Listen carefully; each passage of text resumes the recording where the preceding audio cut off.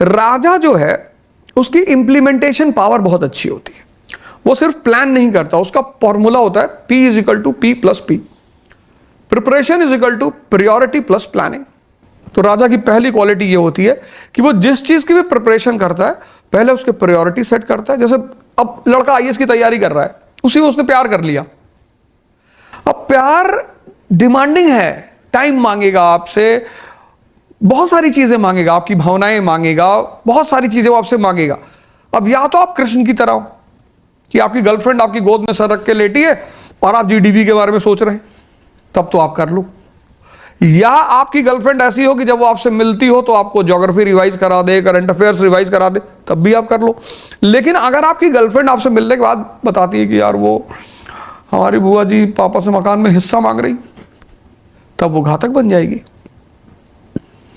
तो जिसको priority set करना आ गया लाइफ में कि पहले क्या, जैसे हम सबको पैसा चाहिए, गर्लफ्रेंड चाहिए, पत्नी चाहिए, पति चाहिए, सबको चाहिए, लेकिन पहले क्या चाहिए? उस पहले से जिसने वो पहला डिसाइड कर लिया। जैसे तेंदुलकर साहब है, सचिन तेंदुलकर है, 20 साल में महानतम क्रिकेटर बन गए, सब कुछ उनके पास खुद ब खुद आ गया, उन्हें किसी के पास नहीं जाना पड़ा। जैसे हमारे मोदी जी हैं, प्रधानमंत्री हैं, आज स्वयंवर कर लें, कल लोग शादी के लिए आ जाएंगे। तो मेरा मानना है कि जिसको जीवन में प्रायोरिटी सेट करनी आ गई और उस प्रायोरिटी को फिर वो प्लान के हिसाब से इंप्लीमेंट करना आ गया, वो राजा है। बहुत लोग मेरे पास आते हैं, सर हम आईएएस की तैयारी करें, मान लीजिए मेरा नहीं हुआ तो। अरे भैया, जिंदगी में कोरोना जब आया, किसी को पता था कि 19 मार्च 2019 के बाद क्या होने जा रहा है? लेकिन जिंदगी एक गेम की तरह है। अगर हम किसी चीज को सिर्फ सोच लें कि यार हम शादी कर लें, बीवी भाग गई, तो ऐसे नहीं करना है।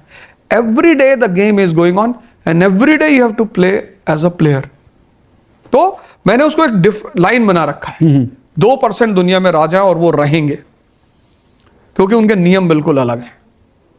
वो जातिवाद नहीं मानते हैं। उनका वो क्या मानते हैं? वो कहते हैं R is equal to I, relation depends upon interest. Russia का रूलर था जार निकोलस I।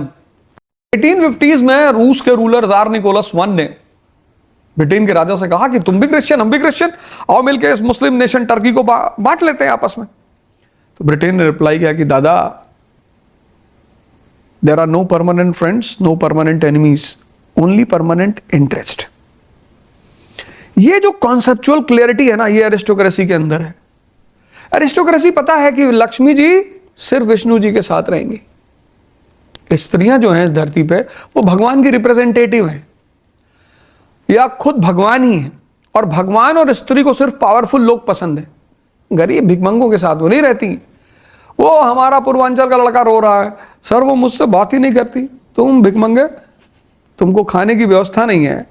तो जिसके कॉन्सेप्चुअल क्लियरिटी है कि पार्वती जी शंकर जी के साथ रहेंगे, शंकर जी विष पी सकते हैं, तुम एक ग्लास कायदे का प्योर दूध पी लो तो तुमको लीकेज शुरू हो जाए,